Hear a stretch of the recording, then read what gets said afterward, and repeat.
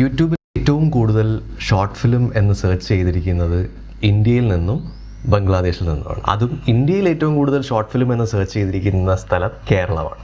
ഇത് ഇമ്പോർട്ടൻ്റ് ആണ്, കാരണം നിങ്ങൾ മലയാളത്തിൽ, അതായത് യൂട്യൂബിൽ ഏറ്റവും കൂടുതൽ ഷോർട്ട് ഫിലിംസ് ഇറങ്ങുന്ന ഭാഷയായ മലയാളത്തിൽ ഒരു ഷോർട്ട് ഫിലിം ചെയ്യാൻ പോകുമ്പോൾ ആ ക്രൗഡിൽ നിന്ന് എങ്ങനെ നിങ്ങൾക്ക് വേറിട്ട് നിൽക്കാൻ പറ്റും? ഇത് നിങ്ങൾ ആലോചിക്കേണ്ടിയിരിക്കുന്ന ഒരു ചോദ്യമാണ്. 2012 ഞാൻ ഷോർട്ട് ഫിലിം ചെയ്യാൻ ഉള്ള ആഗ്രഹവുമായി നടക്കുന്നത്. അന്ന് കോളേജിൽ പഠിക്കുന്ന കാലമാണ്, കയ്യിൽ കാശില്ല, എന്ത് ചെയ്യണമെന്നറിയില്ല. അവിടെ നിന്ന് 10ഓളം ഷോർട്ട് ഫിലിം ചെയ്യുകയും ആഡുകൾ അസിസ്റ്റ് ചെയ്യുകയും 2 ഫീച്ചർ ഫിലിം അസിസ്റ്റ് ചെയ്യുകയും സ്വന്തമായ ഒരു ഫിലിം ചെയ്യുകയും ചെയ്തിരിക്കുന്നു. അതിനെല്ലാത്തിനും തുടക്കം കുറിച്ചത് അന്ന് ഞാൻ ചെയ്ത 2012 ഞാൻ ചെയ്ത ആ ഷോർട്ട് ഫിലിമാണ്. അവിടെ നിന്ന് കഴിഞ്ഞ 8 കൊല്ലമായി ഞാൻ പഠിച്ച ചില കാര്യങ്ങൾ, ഷോർട്ട് ഫിലിം ചെയ്യാൻ ഇറങ്ങുന്ന നിങ്ങൾ ശ്രദ്ധിക്കേണ്ട 4 പോയിന്റുകൾ, അതാണ് ഇന്ന് ഈ വീഡിയോയിൽ പറയാൻ നിൽക്കുന്നത്. ഹായ്, ഞാൻ ആഷിഖ് സതീഷ്. ഷോർട്ട് ഫിലിം ചെയ്യാൻ ഇറങ്ങുന്ന ആളുകളിൽ ഏറ്റവും കൂടുതൽ ശ്രദ്ധിക്കുന്നതും എന്നാൽ കാണുന്ന പ്രേക്ഷകൻ തീരെ ശ്രദ്ധിക്കാത്തതുമായ ഒന്നാണ് നിങ്ങൾ ഉപയോഗിക്കുന്ന ഗിയർ. നിങ്ങൾ തന്നെ ആലോചിച്ച് നോക്കൂ. നിങ്ങൾ തിയേറ്ററിൽ സിനിമ കാണാൻ പോയിരുന്ന സമയത്ത് ഒരു നല്ല സിനിമ കണ്ടിറങ്ങുമ്പോൾ നിങ്ങൾ ആലോചിച്ചിരിക്കുന്നത് അത് ഏത് ക്യാമറയിൽ ഷൂട്ട് ചെയ്തെന്നായിരിക്കുമോ, ഏത് മൈക്ക് വെച്ചാണോ അതിൻ്റെ സൗണ്ട് റെക്കോർഡ് ചെയ്തത് എന്നാണോ? അല്ല. 98% വരുന്ന സിനിമാ പ്രേക്ഷകരിൽ ഒരാളാണ് നിങ്ങളെങ്കിൽ നിങ്ങളത് ചിന്തിച്ചിട്ടുണ്ടാവില്ല. ഒരു പ്രേക്ഷകനായി സിനിമ കാണാൻ പോകാൻ നേരം നമ്മൾ ഒട്ടും ശ്രദ്ധിക്കാത്തൊരു എലമെൻ്റാണ്. പക്ഷേ എന്നാൽ നമ്മളൊരു സിനിമ ചെയ്യാൻ നിൽക്കുന്ന ഒരാളായിരിക്കുമ്പോൾ നമ്മൾ ഏറ്റവും കൂടുതൽ ശ്രദ്ധിക്കുന്ന ഒരു പോയിന്റും ക്യാമറയും സൗണ്ടുമാണ്. ഞാൻ പറയുന്നത് നിങ്ങൾക്ക് ഇപ്പോഴും വിശ്വാസമായിട്ടില്ല എന്നുണ്ടെന്നുണ്ടെങ്കിൽ ഞങ്ങൾ ചെയ്ത മുന്നറിവ് എന്ന് പറയുന്ന സിനിമ നിങ്ങൾ കണ്ടു നോക്കൂ. പൂർണ്ണമായും ഒരു ഫോണിൽ ഷൂട്ട് ചെയ്ത, ഇതേ ഫോണിൽ ഷൂട്ട് ചെയ്ത ഒരു സിനിമയാണ് മുന്നറിവ്. അത് കണ്ടു തുടങ്ങി നിങ്ങളൊരു 10 മിനിറ്റ് കഴിയുമ്പോഴത്തേക്കും നിങ്ങൾ പോലും ശ്രദ്ധിക്കുന്നുണ്ടാവില്ല ഇതാ ഫോണിലാണോ ഷൂട്ട് ചെയ്തത്. നമ്മളിപ്പോൾ ജീവിക്കുന്ന കാലത്ത് നമുക്കൊരു നല്ലൊരു ഷോർട്ട് ഫിലിം അല്ലെങ്കിൽ സിനിമ പോലും നമുക്ക് ഒരു ഫോണിൽ ഷൂട്ട് ചെയ്യാവുന്നതാണ്. കാരണം നമ്മുടെ കയ്യിലിരിക്കുന്ന, നിങ്ങളിപ്പോൾ ഈ കാണുന്ന ഡിവൈസിൽ ഇരിക്കുന്ന ക്യാമറ എന്ന് പറയുന്നത് പണ്ട് 100 വർഷങ്ങൾക്ക് മുമ്പ് സിനിമ ചെയ്തു തുടങ്ങിയിരിക്കുന്ന കാലത്ത് ദാദാ സാഹിബ് ഫാൽക്കെ പോലെയുള്ളവർ ഉപയോഗിച്ചുകൊണ്ടിരുന്ന ക്യാമറയെക്കാട്ടിയും വളരെയേറെ നല്ലൊരു ക്യാമറയാണ് നമ്മുടെ എല്ലാവരുടെയും പോക്കറ്റിലിരിക്കുന്നത്. അത് വെച്ചിട്ട് തീർച്ചയായും നമുക്ക് ചെയ്യാൻ പറ്റും. അന്ന് അവർക്ക് ചെയ്യാൻ പറ്റിയിരുന്നുണ്ടെങ്കിൽ തീർച്ചയായും നമുക്കും ചെയ്യാൻ പറ്റും. ഇന്ന് ഈ ക്യാമറകൾ വെച്ചിട്ട് നിങ്ങൾക്ക് വീഡിയോ മാത്രമല്ല സൗണ്ടും നിങ്ങൾക്ക് നിങ്ങളുടെ ഫോണുകളിൽ ഷൂട്ട് ചെയ്യാൻ പറ്റും. ഇനി അഥവാ നിങ്ങൾ ആദ്യമായി ചെയ്യുന്ന ഷോർട്ട് ഫിലിമിൽ നിങ്ങൾക്ക് ഫോണിൽ സൗണ്ട് ചെയ്യേണ്ട എന്നുണ്ടെന്നുണ്ടെങ്കിൽ ഒരു സൈലൻ്റ് ആയ ഷോർട്ട് ഫിലിം ചെയ്യും. ഞങ്ങൾ ആദ്യം ചെയ്ത ഫിലിം ഒരു 2 മിനിറ്റ് ദീർഘമുള്ള 2012 ചെയ്ത ആ ഫിലിം ഒരു സൈലൻറ്റ് ഫിലിമായിരുന്നു. അതിൻ്റെ അകത്ത് മ്യൂസിക് ആയിരുന്നു ഉണ്ടായിരുന്നത്. വിഷ്വൽസ് ഞങ്ങൾ അന്നുണ്ടായിരുന്ന SLR ഷൂട്ട് ചെയ്തു. അതിനുശേഷം മ്യൂസിക് ആയിരുന്നു അണ്ടർഗ്രൗണ്ട് വിഷ്വലിന് അടിയിൽ ഉണ്ടായിരുന്നത്. ആ മ്യൂസിക് ഞങ്ങൾ ഓൺലൈൻ ഫ്രീ ആയിട്ട് എടുത്ത ഓഡിയോ ഫയൽസ് ആയിരുന്നു. അങ്ങനെ നിങ്ങൾക്ക് നിങ്ങളുടെ ഫോണിൽ നിങ്ങളുടെ ഷോർട്ട് ഫിലിം ഷൂട്ട് ചെയ്യാം. അതിൻ്റെ ശബ്ദം നിങ്ങൾക്ക് ഫോണിൽ റെക്കോർഡ് ചെയ്യാം. ഇല്ലാന്നുണ്ടെങ്കിൽ സൈലൻ്റ് ആയിട്ട് നിങ്ങൾക്ക് ഷോർട്ട് ഫിലിം ഷൂട്ട് ചെയ്യാം. മ്യൂസിക് ഇഷ്ടംപോലെ ഫ്രീ മ്യൂസിക് നിങ്ങൾക്ക് ഓൺലൈനിൽ നിന്ന് കിട്ടും. അപ്പോൾ എല്ലാവരും ശ്രദ്ധിക്കുന്ന ഗിയർ എന്ന് പറയുന്ന എലമെൻറ്റിൽ ശ്രദ്ധിക്കാതെ നമുക്ക് നമ്മുടെ കയ്യിലുള്ള ഗിയറുകൾ ഉപയോഗിച്ച് നമ്മുടെ ഷോർട്ട് ഫിലിം ഷൂട്ട് ചെയ്യാം. ആദ്യമായി സിനിമ ചെയ്യാൻ പോകുന്ന ആൾക്കാർ ശ്രദ്ധിക്കുന്ന അടുത്ത എലമെൻറ്റ് അഭിനേതാക്കൾ. കാശില്ലാതെയാണ് നിങ്ങളൊരു ഷോർട്ട് ഫിലിം ചെയ്യുന്നതെന്നുണ്ടെങ്കിൽ നിങ്ങൾ ചിലപ്പോൾ നിങ്ങളുടെ സുഹൃത്തുക്കളെ പിടിച്ചു നിർത്തി അഭിനയിപ്പിക്കും. കാശുള്ളവരാണെന്നുണ്ടെങ്കിൽ ഓൾറെഡി എസ്റ്റാബ്ലിഷ്ഡ് ആയിട്ടുള്ള അഭിനേതാക്കളെ പിടിച്ചു നിർത്തി അവരുടെ ഷോർട്ട് ഫിലിമുകൾ ചെയ്യും. നിങ്ങൾ ഇതിൽ ഏത് വിഭാഗത്തിൽപ്പെട്ട ഒരാളായാലും, കാശ് വെച്ച് ചെയ്യുന്നതായാലും കാശില്ലാണ്ട് ചെയ്യുന്നതായാലും, നിങ്ങൾ എഴുതിയിരിക്കുന്ന കഥയ്ക്ക് മാച്ചാകുന്ന കഥാപാത്രങ്ങൾക്ക് മാച്ചാകുന്ന അഭിനേതാക്കളെ കണ്ടുപിടിച്ച്, അഭിനയിക്കാൻ അറിയാവുന്ന അഭിനേതാക്കളെ കണ്ടുപിടിച്ച് മാത്രം നിങ്ങളുടെ ഷോർട്ട് ഫിലിം ചെയ്യുക. കാരണം ഇതിലൊരു വിട്ടുവീഴ്ച ചെയ്യാൻ പറ്റില്ല. കാരണം നിങ്ങൾ ക്യാമറയുടെ പുറകിൽ നിന്ന് എന്തൊക്കെ കിസ്മത്ത് പണി കാണിച്ചാലും അത് ഒടുവിൽ പ്രേക്ഷകൻ കാണുന്നത് ആ ക്യാമറയിൽ മുമ്പിൽ നിൽക്കുന്ന അഭിനേതാവിലൂടെയാണ്. എന്ന് പറയുമ്പോൾ നിങ്ങളുടെ അടുത്ത ചോദ്യം എവിടെ നിന്ന് അഭിനേതാക്കളെ കണ്ടുപിടിക്കാം എന്നുള്ളതായിരിക്കും. അതിന് ഇപ്പോൾ കേരളത്തിൽ അഭിനയിക്കാൻ അറിയാവുന്ന, അഭിനയം പഠിച്ചിട്ടുള്ള, ക്യാമറയുടെ മുമ്പിൽ നിന്ന് അഭിനയിച്ച് പരിചയമുള്ള ഒരുപാട് ആക്ടേഴ്സ് കേരളത്തിലുണ്ട്. അവരെ നിങ്ങൾക്ക് അവരുടെ ഫേസ്ബുക്ക് പ്രൊഫൈലിൽ നിന്ന് കണ്ടെത്താം, ഇൻസ്റ്റാഗ്രാം പ്രൊഫൈലിൽ നിന്ന് കണ്ടെത്താം. ഇല്ലാന്നുണ്ടെന്നുണ്ടെങ്കിൽ നിങ്ങൾക്ക് പരിചയമുള്ള ആക്ടേഴ്സ് നിങ്ങളുടെ സർക്കിളിൽ ഉണ്ടെന്നുണ്ടെങ്കിൽ അവർ വഴി ചോദിച്ചു കഴിഞ്ഞാലും ഒരുപാട് ആക്ടേഴ്സിനെ കണ്ടുപിടിക്കാൻ പറ്റും.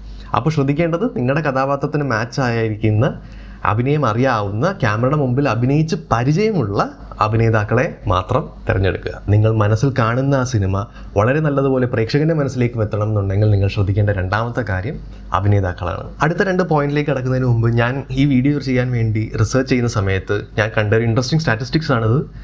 ഇപ്പോൾ കേരളത്തിൽ ഏറ്റവും കൂടുതൽ ആൾക്കാർ യൂട്യൂബിൽ സെർച്ച് ചെയ്യുന്നത് ഷോർട്ട് ഫിലിം എന്നല്ല, വെബ് സീരീസിനാണ്. നിങ്ങൾക്ക് എന്ത് തോന്നുന്നു? ഇതാണോ ഇപ്പോൾ നടക്കുന്നത്? ഇപ്പോൾ ഷോർട്ട് ഫിലിംസിനെക്കാട്ടിയും ആൾക്കാർ കൂടുതൽ കാണാൻ ആഗ്രഹിക്കുന്ന വെബ് സീരീസ് ആണോ? എന്താണ് നിങ്ങളുടെ അഭിപ്രായം?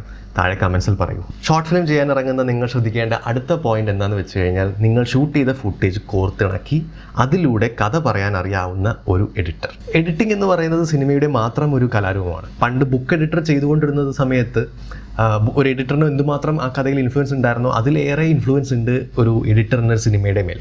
കാരണം എഡിറ്റിംഗ് ടേബിളിലാണ് സിനിമ ഉണ്ടാകുന്നത്. അതിനാൽ തന്നെ എഡിറ്റിങ്ങിൻ്റെ ബേസിക്സ് അറിയാണ്ട് സിനിമ സംവിധാനം ചെയ്യുക എന്ന് പറയുന്നത് വളരെ ബുദ്ധിമുട്ടുള്ളൊരു കാരണം സിനിമ ഉണ്ടാകുന്നത് 2 ചിത്രങ്ങൾ കോർത്തിണക്കി കാണിക്കുമ്പോൾ കാണുന്ന പ്രേക്ഷകൻ്റെ മനസ്സിൽ ഉണ്ടാകുന്ന 3ാമത്തെ ചിത്രം, അവിടെയാണ് സിനിമ ശരിക്കും ഉണ്ടാകുന്നത്. ആ കല പഠിച്ചിട്ടുള്ള 2 ചിത്രങ്ങൾ ചേർത്തിണക്കി പ്രേക്ഷകൻ്റെ മനസ്സിൽ ഒരു ചിത്രം സൃഷ്ടിക്കാൻ അറിയാവുന്ന, കഥ പറയാൻ അറിയാവുന്ന, എഡിറ്റിംഗ് പഠിച്ചിട്ടുള്ള ഒരാളെയാണ് നിങ്ങൾക്ക് എഡിറ്ററായിട്ട് വെക്കേണ്ടിയിരിക്കുന്നത്.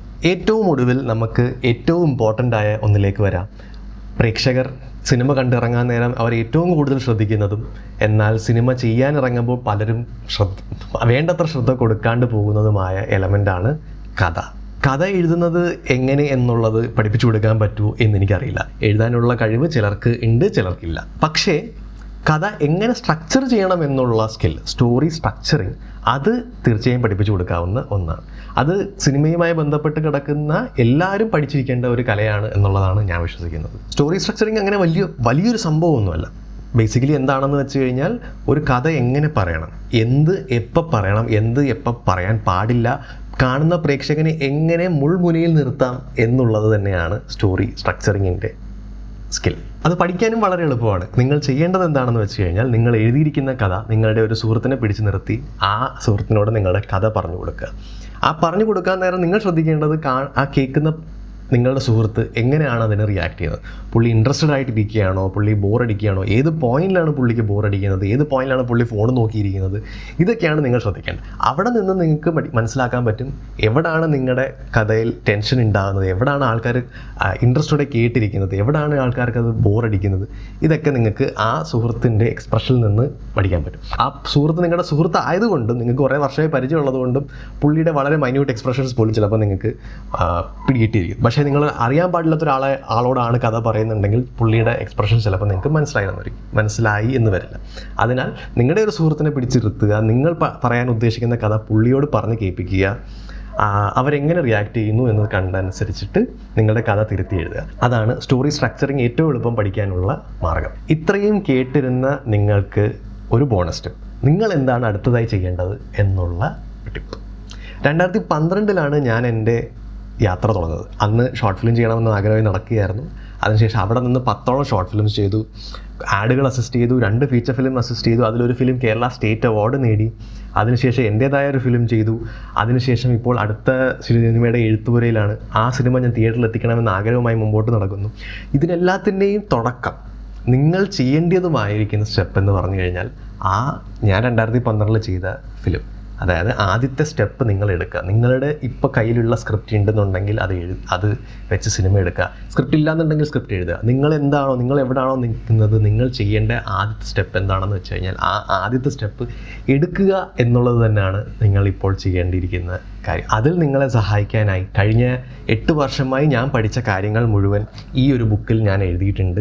ഇപ്പോൾ ഇത് ആമസോണിൽ അവൈലബിൾ ആണ്, ദ ഇന്ത്യൻ ഇൻഡി ഫിലിം. എന്നെക്കൊണ്ട് ഇത്രയും ചെയ്യാൻ പറ്റുന്നുണ്ടെങ്കിൽ തീർച്ചയായും നിങ്ങളെ കൊണ്ടും ഒരു സിനിമ ചെയ്യാൻ പറ്റും. ഒരു സിനിമ സംവിധാനം ചെയ്യണം എന്നുള്ളതാണ് നിങ്ങളുടെ ആഗ്രഹമെന്നുണ്ടെങ്കിൽ ആ ബെല്ലൈക്കൺ ക്ലിക്ക് ചെയ്യൂ. കാരണം ഞാൻ അടുത്ത ചെയ്യുന്ന വീഡിയോ ഒരു സംവിധായകൻ അറിയേണ്ടിയിരിക്കുന്ന 4 കാര്യങ്ങളാണ്. അതറിയാനായി ആ ബെല്ലൈക്കൺ ക്ലിക്ക് ചെയ്യൂ. ഈ വീഡിയോ നിങ്ങൾക്ക് ഉപയോഗപ്രദമായി തോന്നിയെന്നുണ്ടെങ്കിൽ ഒരു ലൈക്ക് അടിക്കൂ. സിനിമയും കഥകളും സിനിമയുടെ പുറകിലുള്ള രഹസ്യങ്ങളും അറിയാനായി സബ്സ്ക്രൈബ് ചെയ്യൂ. ആ വീഡിയോ നിങ്ങളെ